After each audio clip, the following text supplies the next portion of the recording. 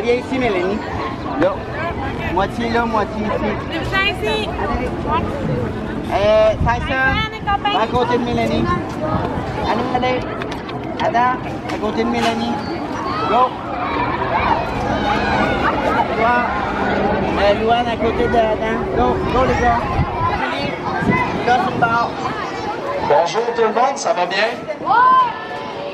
Yes, je m'appelle Maxime, je suis guide animalier ici à l'aquarium. Bienvenue au repas commandé des phoques. Pour ceux et celles qui viennent d'arriver, il y a de la place en masse encore, vous pouvez venir vous asseoir, ça, il n'y a pas de problème.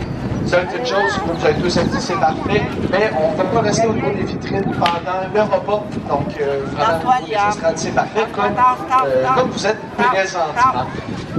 Donc ici, nous allons nourrir en premier lieu nos phoques communs et par la suite, nous allons nourrir nos phoques du Groenland, puisque nous avons deux espèces différentes de phoques ici à l'aquarium. Donc la première, le phoque commun. J'ai pas failli tomber, vous avez rien vu.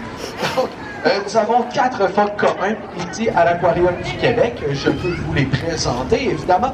Donc, nos phoques communs, nous avons Bobby, nous avons Cléo, Dayla, Daphné et Nikki. Ce sont 4 phoques communs qui sont nés en captivité. Donc, Cléo, Dayla et Daphné sont nés ici à l'aquarium directement. Et Nikki, elle est née à l'aquarium de Saint-Elcruz au Nouveau-Brunswick.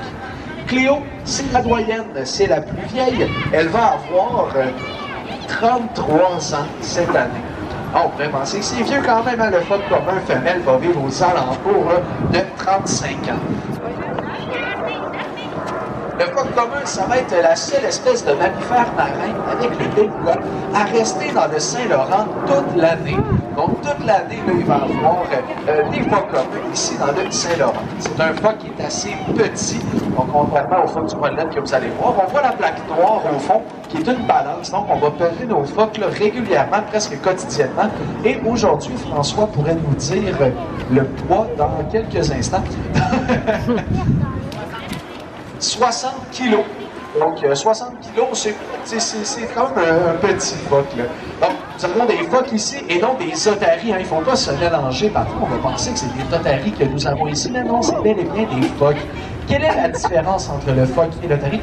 Un petit saut. Donc, l'otarie va avoir des oreilles externes, ce que le phoque n'a pas, par exemple. On voit qu'on nourrit les phoques. Qu'est-ce qu'on fait avec elles? Je dis elles puisque nous n'avons que des femelles ici à l'aquarium. Nous n'avons aucun mâle. Bien, avec les phoques, qu'est-ce que nous allons faire? Nous allons faire un entraînement biomédical. Qu'est-ce que c'est un entraînement biomédical? En fait, on va demander des commandes aux phoques qu'il doit effectuer en échange de nourriture. On le pensait, c'est un peu drôle. Pourquoi on fait ça avec nos phoques? C'est quoi l'utilité? En fait, nous, on va faire un suivi de santé. Donc, on peut voir, par exemple, François, qui va s'occuper justement de regarder vers le bilan de santé. Est-ce que les dents sont correctes? Donc, on va faire ouvrir la gueule au phoque. On va manipuler le phoque également sur tout le corps pour s'assurer que le phoque n'a pas de douleur, n'a pas d'inflammation directement. Donc, on peut leur demander vraiment toutes sortes de commandes qu'ils vont effectuer en échange de nourriture. Donc, par exemple, comme pour regarder les dents, on va leur demander d'ouvrir la gueule, tout simplement, et elles vont le faire, toujours en échange de nourriture. Évidemment, c'est un renforcement positif. Donc, si le phoque accomplit bien la commande, il va avoir de la nourriture. On peut voir que les entraîneurs travaillent avec des petites balles sur des morceaux de bois ou d'un bâton. Les balles, on va les appeler les cibles. Donc, on va apprendre à l'animal à aller coller son nez directement sur la cible et de rester immobile par la suite. Donc, ça va nous permettre, en fait, de le manipuler, de faire des examens sur le phoque. Donc, ils vont faire, par exemple, des échographies, des radiographies, toutes sortes de choses, des prises de sang également, que nous allons peut-être voir une pratique d'ailleurs de l'autre côté. Donc, plusieurs examens qu'on peut faire sur nos phoques directement. Lorsque le phoque accomplit bien la commande, l'entraîneur va pouvoir faire un bridge. Un bridge, c'est quoi un bridge? En fait, si on le traduit, c'est un pont. Donc, ça va faire le pont entre l'animal et l'entraîneur. C'est un bruit que l'entraîneur va effectuer avec sa bouche qui va dire à l'animal, en fait, qu'il a bien fait la consigne, qu'il a bien effectué la commande, donc il va pouvoir avoir sa nourriture.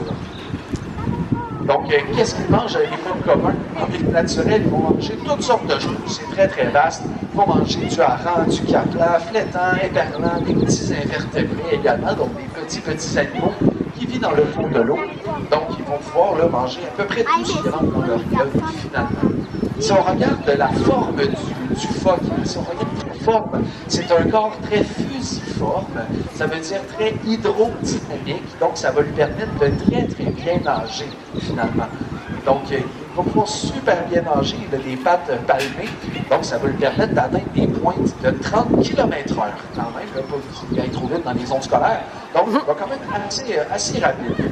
Il va se servir des pattes de derrière pour la propulsion, des pattes de l'avant pour la direction, donc pour se diriger. Donc, on voit aussi la coloration du phoque commun. On voit quelque chose de très fun en plus.